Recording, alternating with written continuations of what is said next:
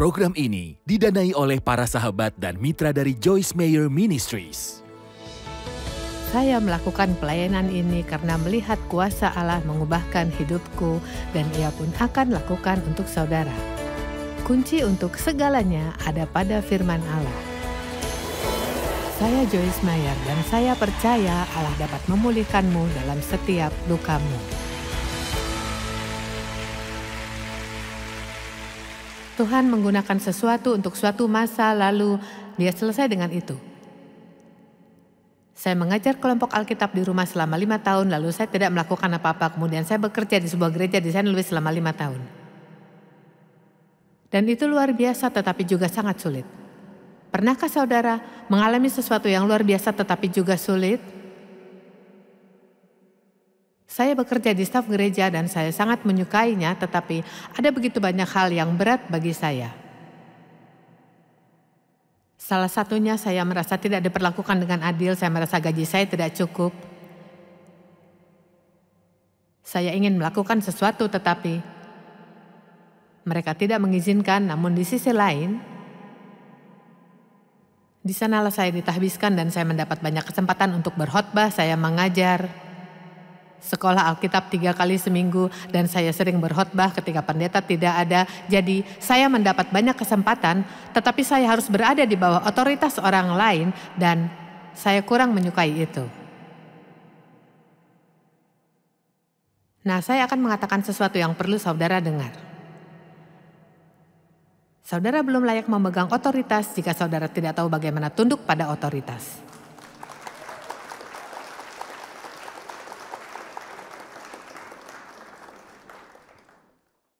Selah.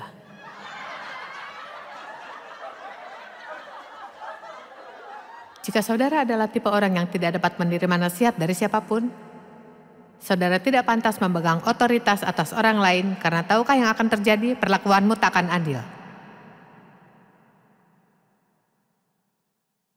Dan terkadang Tuhan menempatkanmu di sana bukan untuk belajar lakukan sesuatu, tapi untuk belajar tidak lakukan sesuatu.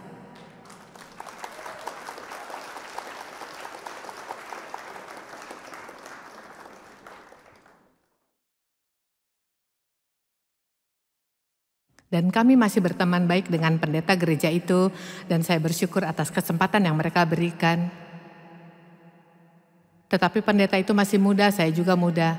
Kami berdua membuat kesalahan dan kami makan siang bersama belum lama ini dan dia berbicara tentang hal-hal yang dia harap dia sudah ketahui sejak dulu yang kini dia pahami dan jadi beberapa cara saya diperlakukan memang tidak benar. Tetapi itu mengajarkan saya apa yang tidak boleh saya lakukan kepada orang lain. Berapa banyak dari saudara yang tahu terkadang satu-satunya cara untuk tidak menyakiti orang adalah dengan merasakannya sendiri. Jadi beberapa dari saudara mungkin sedang mengalami sesuatu yang tak saudara pahami dan anggap tak adil, tetapi kita menjalani hidup ke depan dan memahaminya ke belakang. Apa yang saudara alami sekarang yang tidak saudara mengerti, nanti saudara akan melihat lagi dan berkata, oh, ya, sekarang saya paham. Jadi dalam segala hal yang saudara lalui, percayalah kepada Tuhan.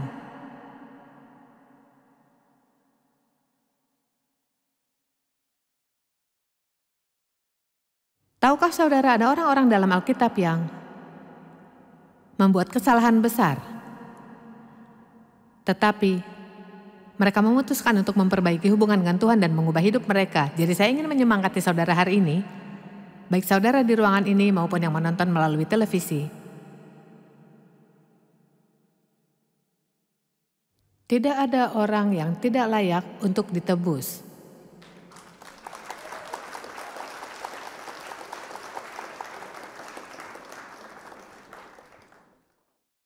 Mungkin saudara sedang dipenjara menonton ini.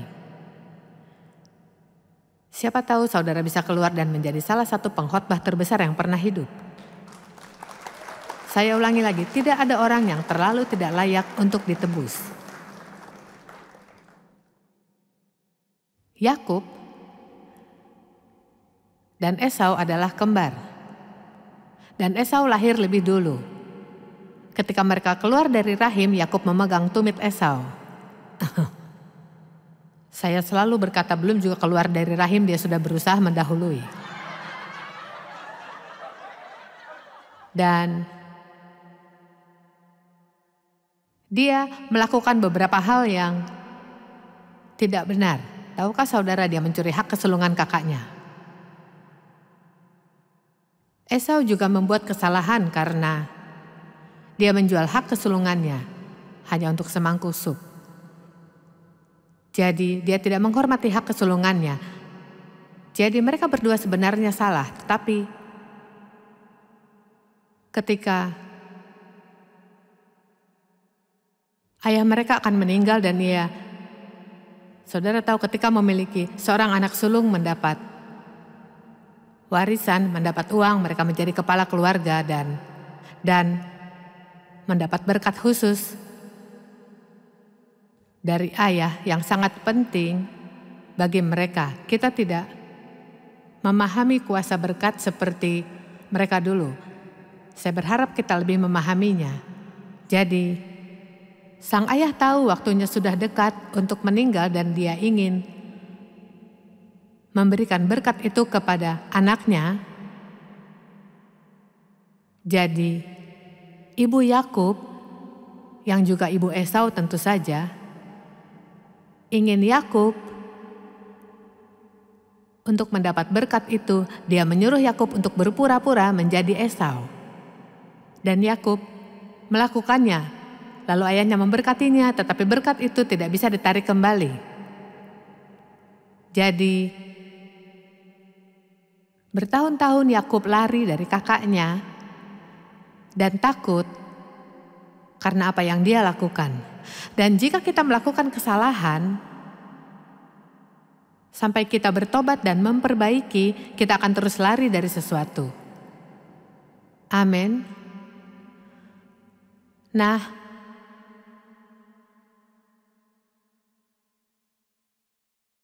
dalam Kejadian 32 ayat 22-28, Yakub akhirnya muak dengan cara hidupnya.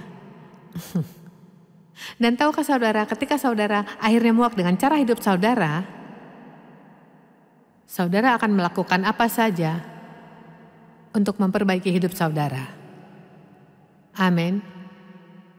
Jadi dikatakan pada malam itu juga Yakub bangkit, lalu mengambil kedua istrinya, kedua budak perempuannya, dan ke-11 anaknya, lalu menyeberang di tempat penyeberangan Yabok. Ia mengambil mereka dan menyuruh mereka menyeberang sungai itu. Juga segala miliknya ia suruh menyeberang. Jadi saya menyukai ini karena Yakub sampai pada titik di mana dia berkata, saya tidak peduli jika saya kehilangan segalanya. Saya harus memperbaiki hubungan dengan Tuhan. Dan mungkin ada seseorang di sini atau yang menonton melalui televisi, saudara berada di titik saya tidak dapat melanjutkan seperti ini lagi. Dan entah harus bagaimana, saya ingin beres dengan Tuhan. Jika saudara berada di tempat itu adalah tempat yang luar biasa. Itu adalah tempat yang indah. Dan jangan hanya duduk di sini dan berpikir, ya saya di situ, pastikan saudara lanjutkan saat pulang. Dan Yakub tinggal sendirian, lalu seorang laki-laki huruf besar yang ternyata malaikat Tuhan bergulat dengannya sampai menjelang pagi. Pernahkah saudara bergulat dengan Tuhan? Ayo, di mana dia memintamu melakukan sesuatu, tetapi saudara mencoba mengubah pemikirannya? Ya, saya dapat menghemat waktu saudara, Tuhan tidak akan mengubah pikirannya. Saudara yang akan mengubah pikiran atau saudara akan terus bergulat dengan Tuhan. Ayo. Tahukah saudara, saya merasa di hati saya saat ini ada seorang wanita di sini sore ini yang sedang memiliki masalah dalam pernikahan saudara dan saudara 100% yakin semua itu salah suami saudara. Dan Tuhan ingin saudara tahu itu bukan.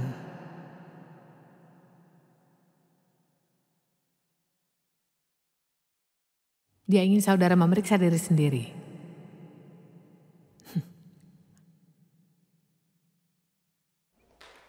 Apapun yang saudara ingin lakukan dengan pesan ini terserah saudara. Saya dulu yakin semua masalah saya adalah kesalahan Dave. Dan suatu hari saya berdoa agar Dave berubah. Maksud saya berdoa dengan semangat agar Dave berubah. Dan Tuhan berkata, Dave bukan masalahnya. Dan saya berpikir lalu siapa, hanya ada saya dan dia.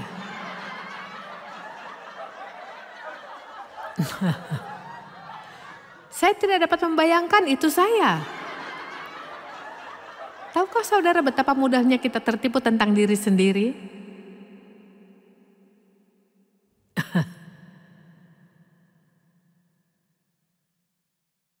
Kenyataannya, salah satu anggota tim kami akhir pekan ini berkata, tadi malam selama ibadah, dia dan suaminya sedang tidak akur minggu ini dan mereka banyak bertengkar dan tidak rukun. Jadi, dia telah berdoa untuk suaminya. Saya pikir kita sangat lucu. Saya pikir itu lucu sekarang, ketika saya mengalaminya saya tidak menganggap itu lucu. Dan dia telah berdoa untuk suaminya, jadi tadi malam selama ibadah dia akhirnya berkata kepada Tuhan, jika saya melakukan sesuatu yang perlu saya ubah, maka tunjukkan padaku. Dan Tuhan berbicara kepadanya dan dia berkata, kau perlu lebih ramah. Kemudian setelah saya selesai berkhotbah tadi malam, semangat dirinya semakin membara. Lalu dia terjebak macet di dalam perjalanannya ke hotel tadi malam. Dan dia punya banyak waktu untuk berpikir, jadi dia berkata, akhirnya saya menelepon suami saya dan meminta maaf kepadanya dan mengatakan bahwa Tuhan menyuruh saya untuk lebih ramah. Dan terkadang hal-hal tidak akan terselesaikan dalam hidup saudara sampai saudara mengambil tanggung jawab atas bagianmu. Ayo, berhentilah menyalahkannya pada orang lain. Kukatakan, berhentilah menyalahkan semua pada orang lain dan setidaknya tanyakan kepada Tuhan. Adakah sesuatu yang perlu saya ubah? Sangat kecil kemungkinan dia akan berkata, tidak, kau melakukannya segalanya dengan benar. Maksudku mungkin, tetapi Tuhan tunjukkan padaku bagaimana rasanya hidup denganku dan 3 hari ku menangis. Saya tidak tahu saya seburuk itu. Maksudku dia menunjukkan bahwa saya suka mengontrol, manipulatif, egois, mementingkan diri sendiri. Astaga. Dan rasanya Tuhan selalu saja berurusan denganku. Selalu aku, selalu aku, selalu aku. Saudara tahu kita mengalami itu, oh selalu saja aku, selalu saja aku. Dan masalahnya, Tuhan hanya menangani bagianmu, jadi saudara merasa selalu tentangmu.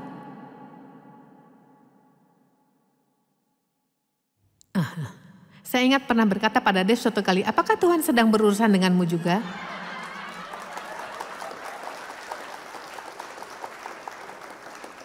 Karena ia sedang berurusan dengan beberapa hal dalam pernikahan kami dan kupikir, tidak mungkin semuanya tentang saya. Jadi kukatakan pada Dave, apakah Tuhan sedang berurusan denganmu juga? Dan dia berkata, kurasa tidak. Dan itu membuatku sangat kesal. Tetapi sejujurnya, yang Tuhan inginkan dari kita hanyalah fokus pada hubungan kita dengan Dia. Ayo dengarkan, hubungan kita dengan Dia. Dan apa yang Dia minta kita lakukan, kita tidak perlu khawatir tentang orang lain.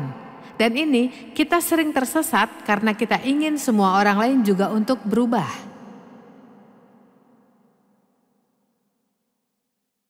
Ayo. Dan Tuhan hanya berkata, kau urus dirimu sendiri dan biarkan aku mengurus mereka yang lain. Saudara memahami hal ini hari ini? Tahukah saudara betapa banyak kedamaian yang dapat saudara miliki ketika pulang jika saudara mengikuti nasihat ini? Saudara hanya mengurus dirimu. Biarkan Tuhan mengurus yang lain. Saudara bisa berdoa untuk sesama, tetapi saat melakukannya, lakukanlah dengan kerendahan hati. Saya tidak akan pernah berdoa agar orang lain berubah tanpa berdoa, Tuhan, ubah saya juga jika perlu. Jadi Yakub bergulat sepanjang malam, pada dasarnya dengan Tuhan. Dan kemudian malaikat berkata padanya, lepaskan aku karena hari mulai terang. Tetapi Yakub berkata, ini di ayat 26. Tetapi Yakub berkata, aku tak akan melepaskan engkau kecuali engkau memberkati aku. Nah, itu mungkin kedengarannya, wah itu berani sekali. Tetapi Tuhan sebenarnya menyukai semangat seperti itu. Dia menyukai seseorang yang berkata, saya tak akan menyerah, saya tak akan berhenti sampai hidupku diberkati. Dan orang itu, malaikat lagi bertanya kepadanya, siapa namamu? Dan dengan kaget menyadari, dia berbisik, Yakub. Dan Yakub, nama Yakub berarti pengganti, penipu, pembohong, dan penghasut. Jadi, di titik itu, di hidup Yakub, ia berhadapan dengan dirinya. Dan kita semua harus sampai pada titik menghadapi diri sendiri. Saudara tidak bisa bertumbuh maju jika saudara tak hadapi posisimu sekarang. Saudara setuju? Jika engkau tetap dalam firman-Ku, maka engkau benar-benar adalah murid-murid-Ku dan kau akan mengetahui kebenaran dan kebenaran itu akan membebaskanmu. Tetapi bukan kebenaran tentang orang lain yang membebaskanmu. Dan saya tidak mencoba membuat siapapun merasa buruk tentang dirinya atau berpikir semua adalah kesalahannya. Saya hanya mengatakan bahwa saudara tidak bisa melakukan apa-apa tentang orang lain. Kita perlu menyerahkannya kepada Tuhan, doakan mereka, serahkan pada Tuhan, dan membiarkan Tuhan berurusan dengan saudara. Ayo.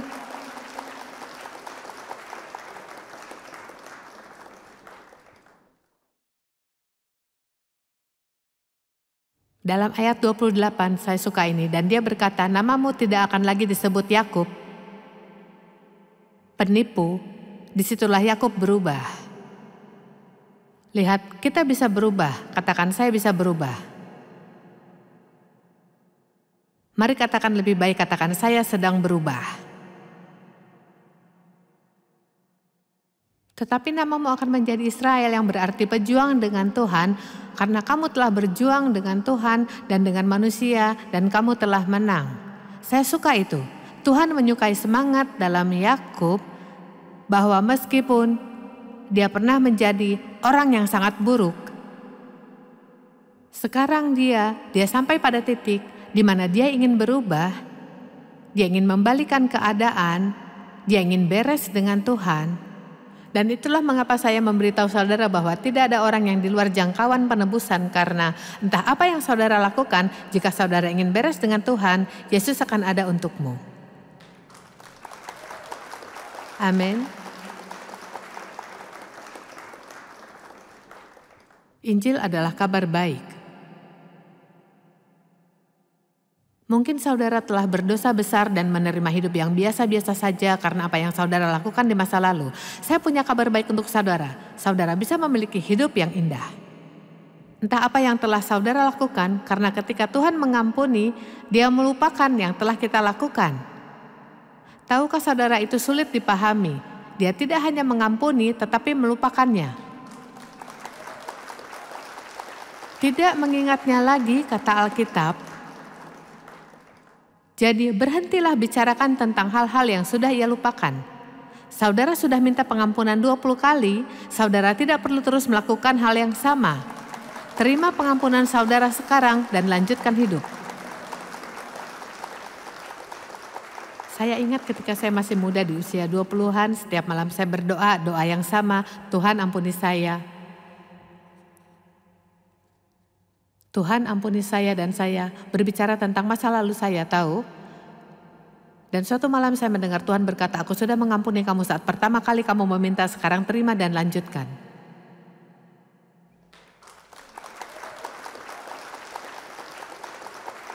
Dan beberapa dari saudara perlu menerimanya dan melanjutkan.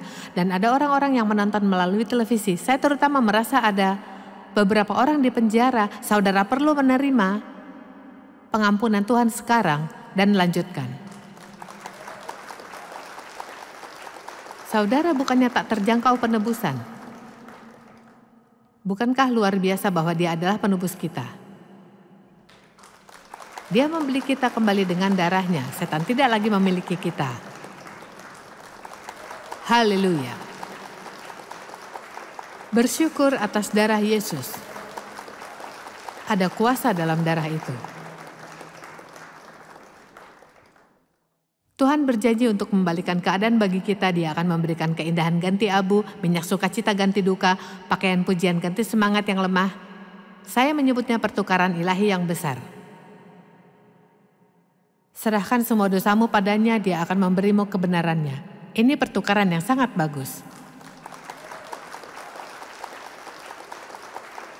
Kuberikan kesengsaraanku dan ambil sukacitamu.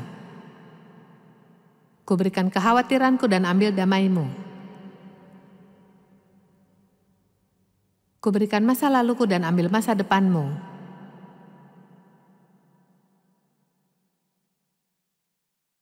Tuhan benci ketidakadilan. Dia Tuhan yang adil, dan jika saudara telah diperlakukan tidak adil dalam hidup saudara dan datang kepada Tuhan, Dia akan ubah yang salah jadi benar.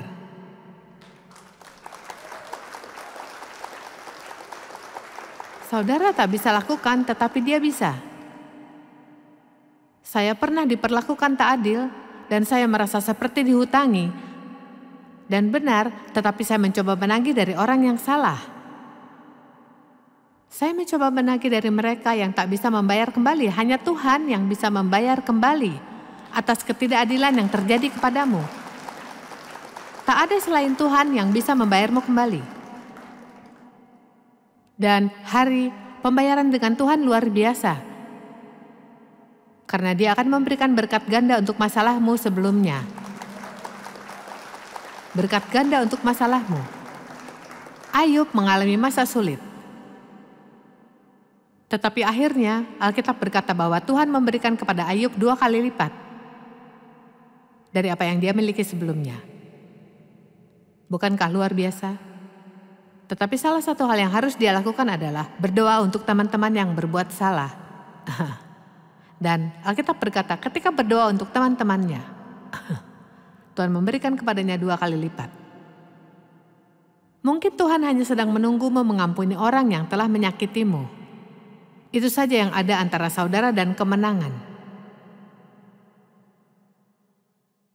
Ayo. Bahwa satu-satunya hal yang berdiri antara saudara dan kemenangan adalah mengampuni orang yang menjahatimu dan menyakitimu. Ya, entah apa saya bisa melakukannya. Ya, Tuhan tidak akan berubah pikiran. Jadi saudara mungkin juga harus bergulat lagi dan membereskannya. Yesaya 61 ayat 7-8. Sebagai ganti malumu, kau akan menerima 2 kali lipat. Dan sebagai ganti noda, kau akan bersukacita dalam warisanmu. Dan kamu akan warisi 2 kali lipat di negerimu, dan sukacita kekal akan menjadi milikmu. Astaga, itu ayatku, dan sekarang saya mendapatkannya. Saya mendapat berkat ganda untuk rasa malu yang saya alami di masa muda. Amin.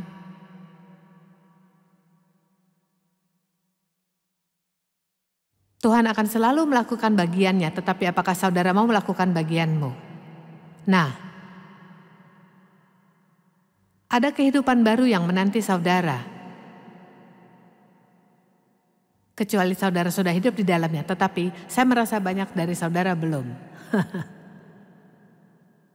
Tetapi saudara harus mengambil langkah iman.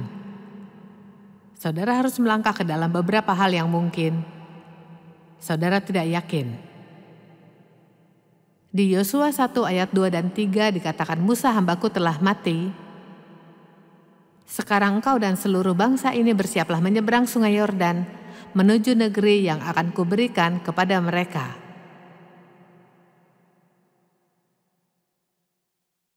Ayat 3. Dan kuberikan setiap tempat yang diinjak oleh kakimu seperti yang kujanjikan Musa. Itu adalah ayat yang sangat penting karena jika saudara melihatnya seperti ini, Tuhan berkata, aku dengan kasih karunia dan belas kasih telah menyiapkan masa depan yang luar biasa untukmu. Ini Tuhan sudah menetapkannya, ia tak memiliki rencana selain yang baik untukmu. Yeremia 29 ayat 11 berkata, sebab aku ini mengetahui rancangan-rancangan yang ada padaku mengenai kamu, rancangan damai sejahtera. Nah, itu tidak berarti saudara tidak akan pernah mengalami masalah, tetapi seperti yang kukatakan, saudara lebih dari pemenang.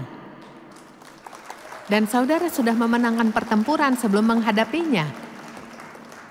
Saudara hanya perlu menjalaninya. Tetap pandang kepada Yesus. Tetapi, jadi ini semua ada di depanmu. Tetapi kata Tuhan, setiap tempat yang diinjak oleh telapak kakimu, kuberikan kepadamu. Jadi ini seperti milik saudara, tetapi saudara harus ambil. Dan tahukah saudara apa artinya itu? Saudara harus mengambil langkah iman yang menakutkan.